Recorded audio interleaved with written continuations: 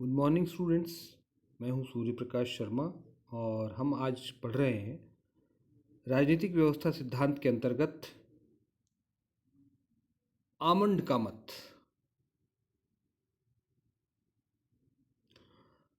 मैंने आपसे बताया था कि राजनीतिक व्यवस्था मतलब राजनीति विज्ञान में व्यवस्था सिद्धांत का प्रयोग दो प्रकार से किया गया है। एक डेविड ईस्टन का है प्रारूप है जिसको कहा जाता है निवेश निर्गत मॉडल, इनपुट आउटपुट मॉडल, और दूसरा है आमंड और पावेल का प्रतिमान जिसे कहा जाता है संरचनात्मक प्रकार्यवाद। तो हमने डेविड ईस्टन का मत पिछले वीडियो में समझा था। इस वीडियो में हम G.A. आमंड का मत समझने की कोशिश करते हैं। राजनीतिक व्यवस्था के संबंध में जो आमंड की परिभाषा है वो हम देख चुके हैं। यहाँ हम निवेश और निर्गत की बात करेंगे। G.A. आमंड ने हर राजनीतिक व्यवस्था के लिए 7 प्रकार्यों की बात की है कि हर राजनीतिक व्यवस्था 7 प्रकार्य निष्पादित करती है। अच्छा, इससे पहले मैं आपको प्रकार्यों पर आऊँ उससे पहले मैं आपको ये बता दूँ, जी आमंड ने जो राजनीतिक व्यवस्था की जो विशेषताएं बताई थी उनमें एक बात ये थी कि हर राजनीतिक व्यवस्था कुछ निश्चित प्रकार्यों का निष्पादन करती है।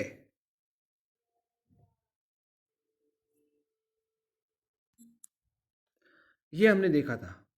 और साथ ही हर राजनीतिक व्यवस्था में कुछ संरचनाएं होती हैं, ये बात हमने वहाँ की थी। यहाँ पर अब हम आज बात करें कि राजनीतिक व्यवस्था कौन कौन से प्रकार्यों का निष्पादन करती है, यानी कौन से कार्य करती है। आप सरल भाषा में उसको कार्य समझ लीजिए, लेकिन कार्य मत लिखिएगा आप लोग परीक्षा में, प्रकार्य लिखिएगा, फंक्शंस। कौन कौन से हैं ये दो भागों में बांटे हैं इन्होंने, निवेश प्रकार्य और निर्गत प्रकार्य, इनपुट फंक्शंस और आउटपुट फंक्शंस। निवेश प्रकार्य 4 हैं। पहला है राजनीतिक समाजीकरण एवं राजनीतिक भर्ती।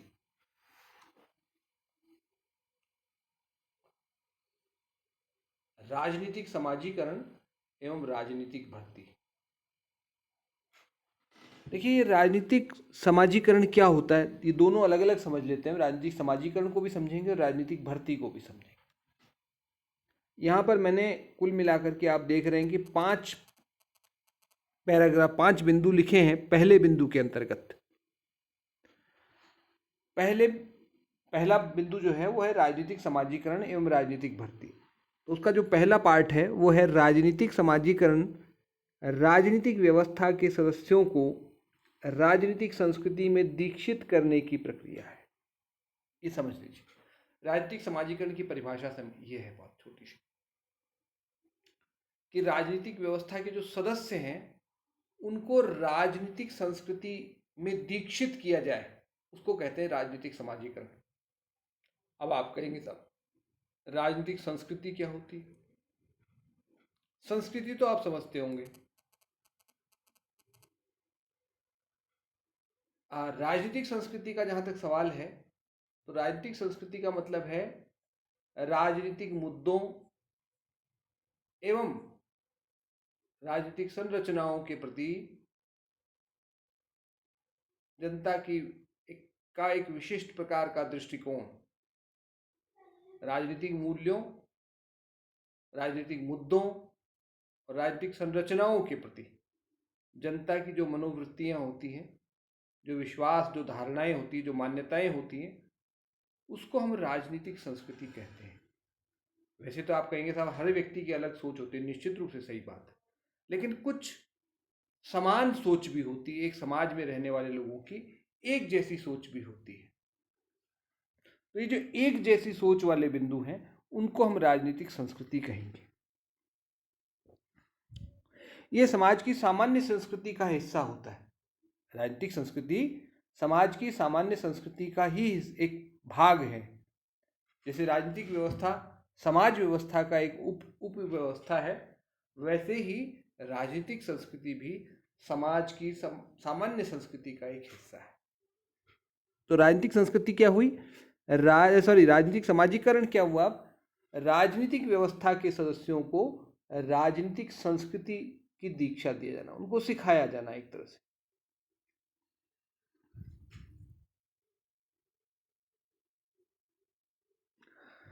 जब हम राजनीतिक संस्कृति में दीक्षित कर देते हैं तो उन सदस्यों के अंतर्गत कुछ विशिष्ट प्रकार की मनोवृत्तियों का विकास होता है, ऐसा कहा गया। यानी एक विशेष प्रकार की सोच विकसित होती है उनकी, राजनीति के बारे में, राजनीतिक मुद्दों के बारे में, राजनीतिक व्यवस्था के बारे में, राजनीतिक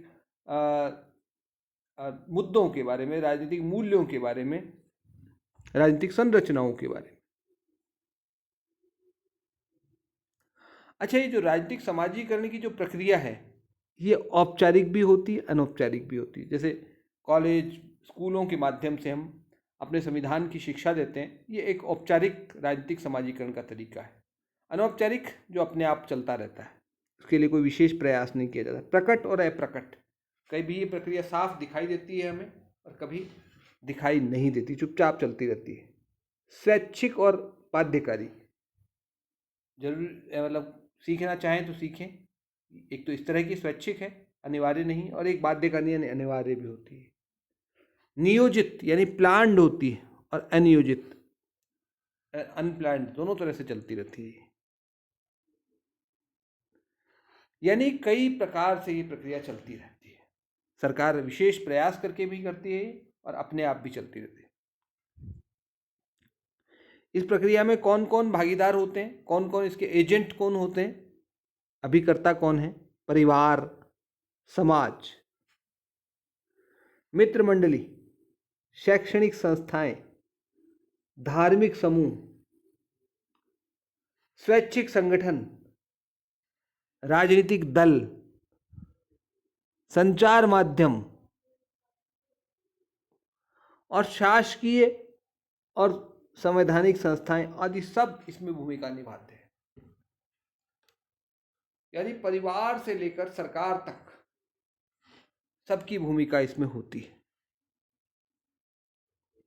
ये हुआ राजनीतिक समाजीकरण का मुद्दा, 3 बिंदुओं में समझाया मैंने आपको इसको। उसके बाद आते हैं राजनीतिक भर्ती पर।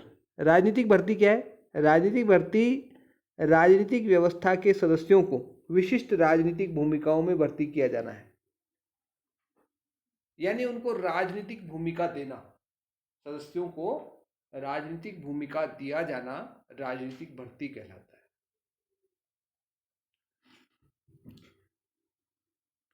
सदस्य एक तो होते हैं जो केवल हमारे जैसे लोग हैं, जो वोट डाल करके संतुष्ट हो जाते हैं, वो हैं। और दूसरे जो लोग राजनीति में महत्वपूर्ण भूमिका निभाते हैं। तो ये जो भर्ती की प्रक्रिया है, इसको भर्ती कहते हैं।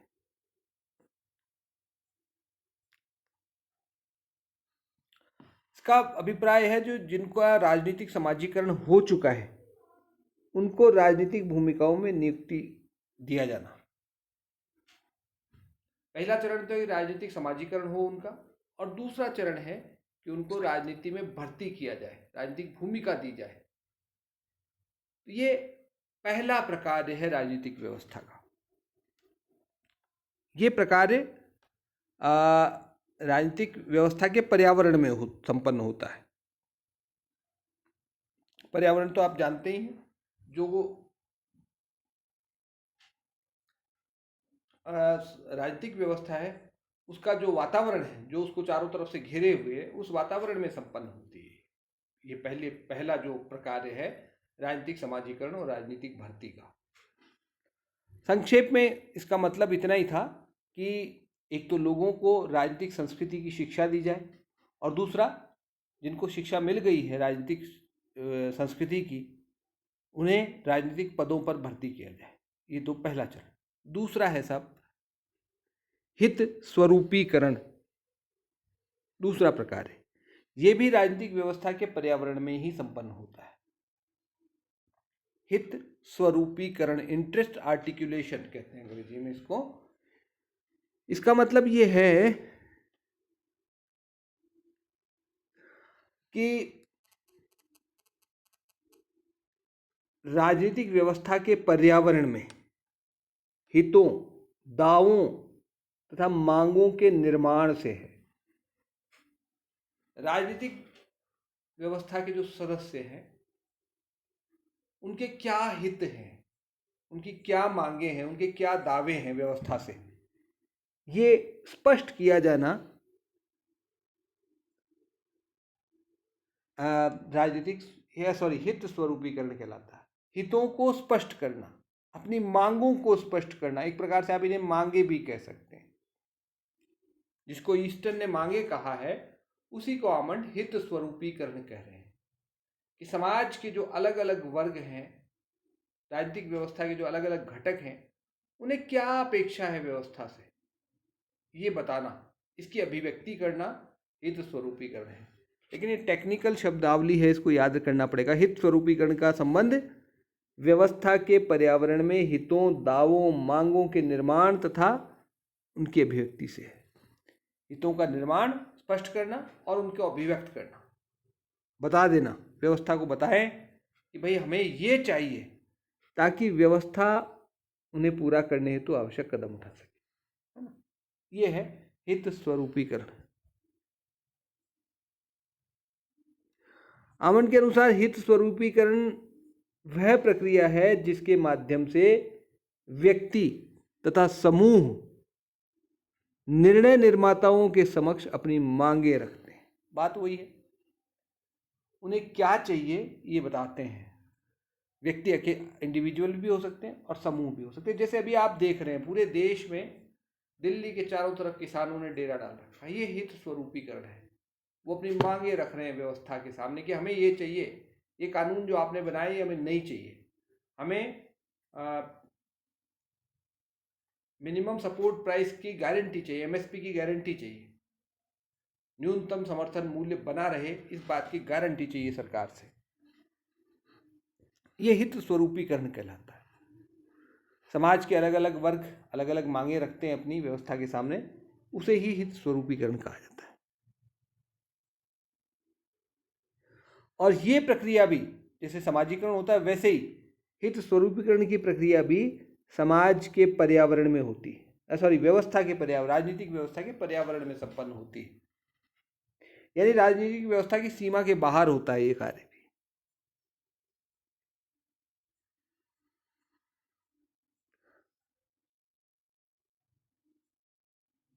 तो कहने का मतलब ये है कि ये प्रकार्य भी राजनीतिक व्यवस्था के पर्यावरण में संपन्न होता है और राजनीतिक व्यवस्था के सामने ये अपनी मांगे रखने की प्रक्रिया है। इस आमंड के अनुसार इस प्रक्रिया के अंदर 4 प्रकार की संरचनाएं भागीदारी होती हैं। संस्थात्मक हित समूह, असंघात्मक हित समूह, अनाम हित समूह तथा संघात्मक हित समूह। 4 तरह की संरचनाएं इसमें भाग लेती हैं इस प्रक्रिया में।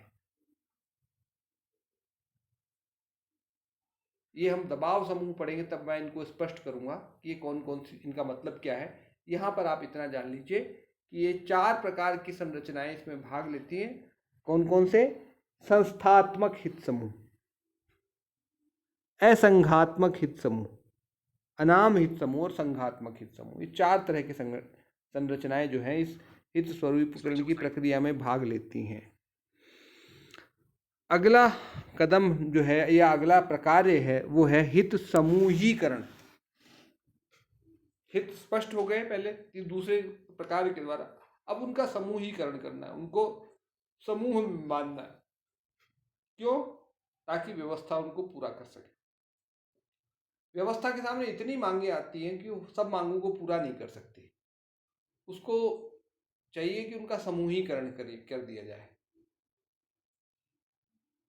अलग अलग मांगों, सारी मांगों को पूरा करना संभव नहीं है व्यवस्था के लिए, तो इसके लिए जरूरी है कि उनका समूहीकरण करें। अब इसका अर्थ समझ लीजिए पहले। हित समूहीकरण का मतलब क्या है?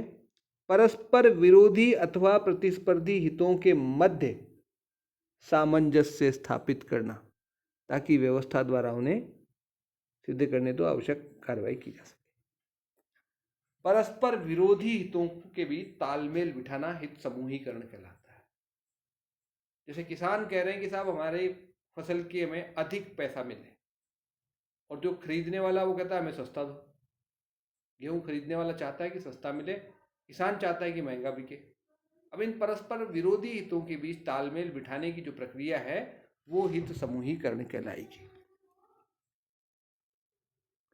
प्रत्येक राजनीतिक व्यवस्था के पास संसाधन सीमित होते हैं, सारी मांगे पूरी नहीं की जा सकती। मांगे बहुत सारी होती हैं और संसाधन सीमित हैं, अतः मांगों को कम किया जाना अथवा उनका समूहीकरण किया जाना आवश्यक है। व्यवस्था के लिए संभव नहीं सारी मांगे पूरी कर सके,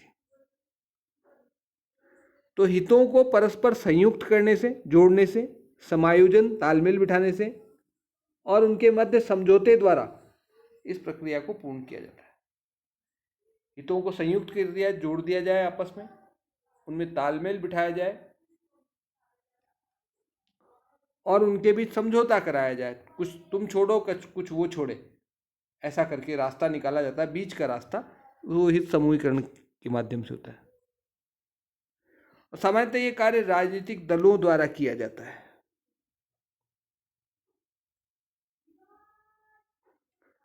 हित समूहीकरण का काम कौन करते हैं? राजनीतिक दल करते हैं। हित स्वरूपीकरण का काम कौन करते हैं? दबाव समूह करते हैं। ये ध्यान रखिएगा। कभी कभी जो है व्यवस्थापिकाएं, नौकरशाही और दबाव समूह भी इस कार्य को करते हैं। कभी कभी, हमेशा नहीं, कभी करते हैं। और मुख्य रूप से ये कार्य राजनीतिक दलों का है। इसके बाद हम चलते हैं चौथे और अंतिम प्रकार पर, वो है राजनीतिक संचार। राजनीतिक संचार ये जो है ये भी बड़ा इंपॉर्टेंट प्रकार है और बहुत महत्वपूर्ण है। ये एक ऐसा प्रकार है जो अन्य प्रकारों के निष्पादन के लिए आवश्यक है। अगर राजनीतिक संचार नहीं होगा तो बाकी कुछ भी नहीं हो पाएगा। न मांगे रखी जा सकेंगी, न उनका समूहीकरण हो पाएगा, न समाजीकरण होगा, न भर्ती हो पाएगा, प्रकार्य हो पाएगा। तो अन्य प्रकारों के निष्पादन के लिए इस प्रकार का होना आवश्यक है। दूसरी बात, इसकी तुलना आमंड ने शरीर के रक्त परिसंचरण तंत्र से की है।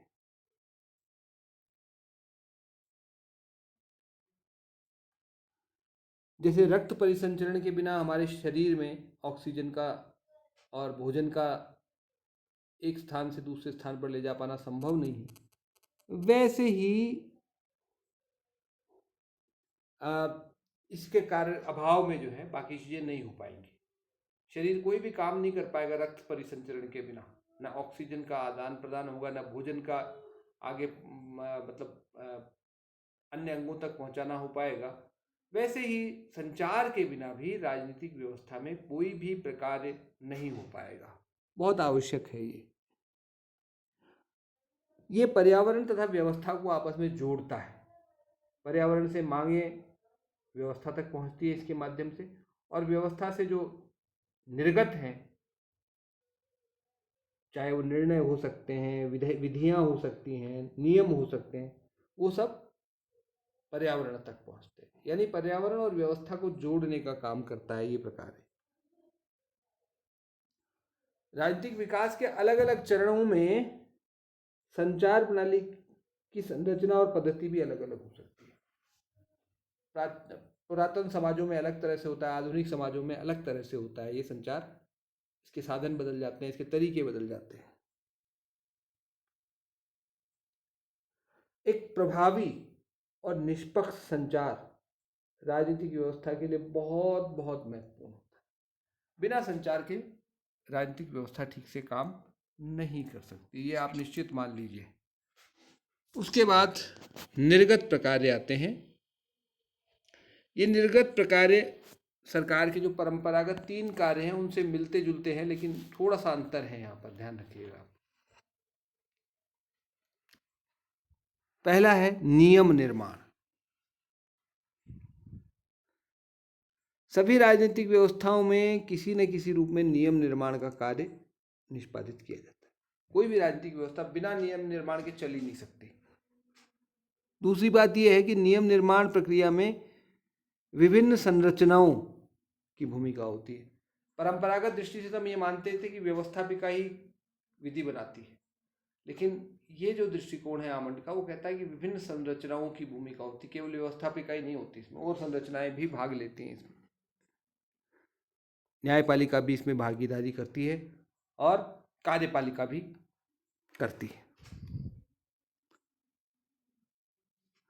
परंपरागत आदिम व्यवस्थाओं में नियम निर्माण या तो एक करिश्माई प्रक्रिया के रूप में या एक धीमी प्रक्रिया के रूप में संपन्न होता है। कुल मिला के नियम निर्माण की जो प्रक्रिया है, जो प्रकार्य है, वो व्यवस्थापिका द्वारा विधि निर्माण से कुछ अधिक को अभिव्यक्त करता है। इसमें केवल व्यवस्थापिका ही नहीं, नौकरशाही की भी भूमिका मानी जाती है, कार्यपालिका की भी भूमिका है, न्यायपालिका की भी भूमिका है, व्यवस्थापिका तो है ही है, और अन्य जो गैर राजनीतिक संरचनाएं हैं उनकी भी भूमिका इसमें होती है। दूसरा है नियम कार्यान्वयन। इसका अभिप्राय है नियम निर्माण संरचनाओं द्वारा निर्मित नियमों का कार्यान्वयन। ये कार्यपालिका कार्य है एक प्रकार से। फिर यहाँ पर ये ध्यान रखिएगा, इसमें केवल कार्यपालिका की भूमिका नहीं है, अन्य संरचनाएं भी भूमिका निभाती हैं। इस प्रक्रिया में नौकरशाही की भूमिका बहुत अधिक महत्वपूर्ण होती है, राजनीतिक कार्यपालिका के अलावा। तीसरा और अंतिम यानी सातवां जो है वो है नियम अधिनिर्णयन।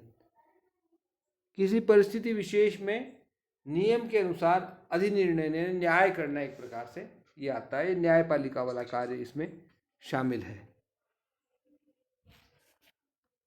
तो ये है आमंड का दृष्टिकोण राजनीतिक व्यवस्था के निवेश और निर्गत के संबंध में।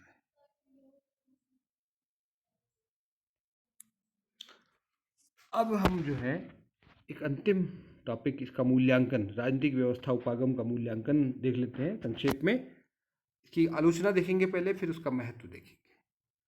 सबसे पहले आलोचना की बात करते हैं। तो व्यवस्था की अवधारणा अमूर्त प्रकृति की है। देखिए, हम राज्य को अमूर्त कह के उसकी आलोचना कर रहे थे, अमूर्त राज्य का विचार जो है अमूर्त है, लेकिन राजनीतिक व्यवस्था का विचार भी अमूर्त है। ये अंतः क्रियाओं का समुच्चय बताया गया है राजनीतिक व्यवस्था को। और अंतः क्रियाएं एक प्रकार से ये अवधारणात्मक विचार बंद है केवल, ये जो राजनीतिक व्यवस्था का विचार है, ऐसी अंतः क्रियाओं का समुच्चय जिनका संबंध समाज के लिए बाध्यकारी मूल्यों के निर्धारण से है। ये डेविड ईस्टन की परिभाषा है। तो ये राजनीतिक व्यवस्था को एक विश्लेषणात्मक यंत्र के रूप में देखता है, एक ठोस भौतिक व्यवस्था के रूप में नहीं देखता। तो ये बात तो अनुभववादी दृष्टिकोण की करता है, लेकिन व्यवस्था को अमूर्तता के स्तर पर ले जाता है। दूसरी बात, तृतीय विश्व की राजनीतिक व्यवस्थाओं का अध्ययन संभव नहीं है इसके द्वारा। ये इस दृष्टिकोण के द्वारा हम एंग्लो अमेरिकन मॉडल पर जो काम कर रहे हैं देश, जो राजनीतिक व्यवस्थाएं, उनका अध्ययन तो कर सकते हैं, लेकिन गैर पश्चिमी जो व्यवस्थाएं हैं, एशिया, अफ्रीका की, लैटिन अमेरिका की, जहाँ परिवर्तन तेजी से आते हैं, उनका अध्ययन इसके द्वारा संभव नहीं है। तीसरी बात, मार्क्सवाद विरोधी दृष्टिकोण है। ये केवल उदारवादी लोकतंत्रात्मक व्यवस्थाओं पर लागू किया जा सकता है। चौथी बात, ये दृष्टिकोण केवल वर्तमान पर ध्यान केंद्रित करता है, भविष्य के विषय में कोई सहायता इससे नहीं मिलती। क्या हो रहा है को समझाता है, क्या होना चाहिए की बात, केवल भविष्य में क्या हो सकता है इसका अनुमान लगा पाना इसके द्वारा संभव नहीं।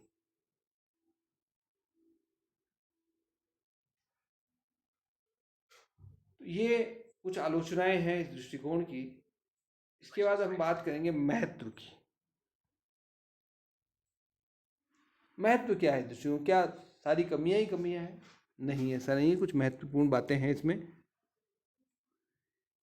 सबसे पहली बात तो यह है कि एक ऐसा विश्लेषणात्मक यंत्र है, एनालिटिकल टूल है ये, जिसने राजनीतिक विज्ञानियों को राजनीतिक परिघटना को समझने में सक्षम बनाया या समझने में सहायता प्रदान की। राजनीति को समझने के लिए एक टूल के रूप में काम करता है।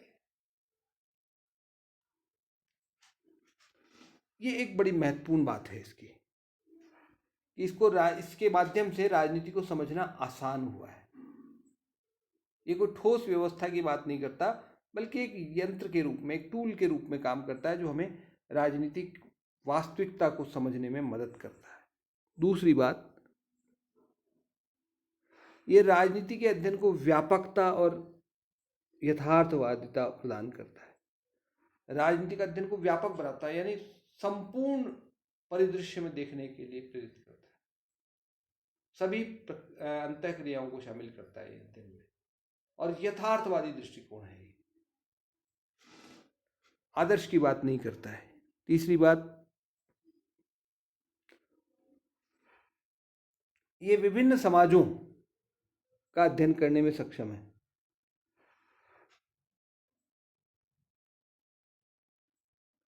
विभिन्न समाजों के अंतर्गत जो राजनीतिक गतिविधियां संचालित हो रही हैं, उनका तुलनात्मक अध्ययन करना इसने संभव बनाया।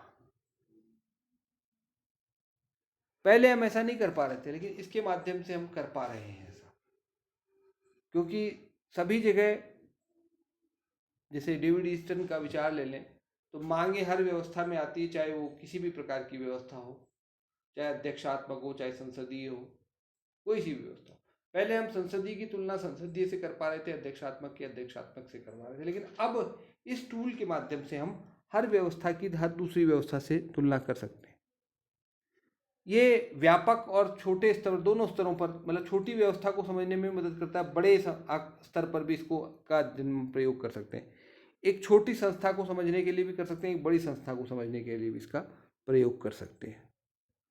और अंतिम बात, ये राज्य जैसी जो अवधारणाएं थी, उनके स्थान पर एक व्यवस्था की अवधारणा को प्रस्तुत करता है, जो परिचालनात्मक है, ऑपरेशनल है, कहने का मतलब ये।